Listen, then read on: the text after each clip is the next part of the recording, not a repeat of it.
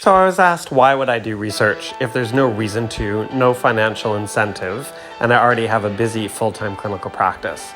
Well, like most people, my first research came out from a very personal experience.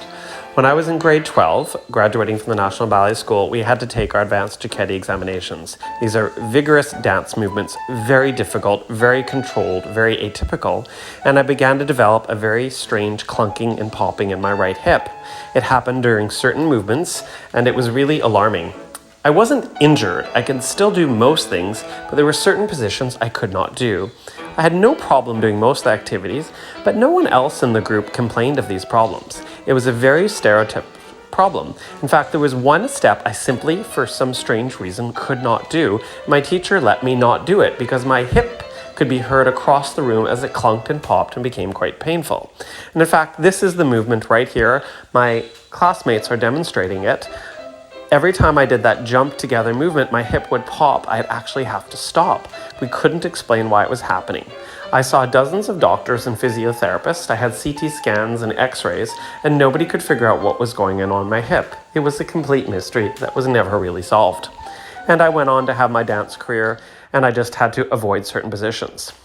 My first residency research project was to try to figure what was going on, and in fact we determined that it was the iliopsoas snapping in ballet dancers. In fact, it was surprisingly common, and dancers could often do it on their own.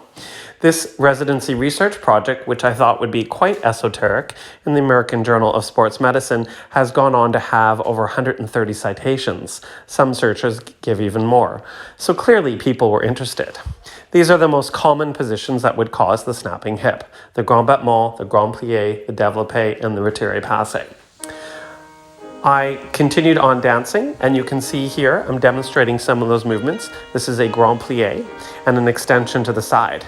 I was able to not have the snapping when I was doing this, as I was very much in control of my movements, as very difficult as they are, and we still look back and wonder why we did this very strange syllabus as part of our training.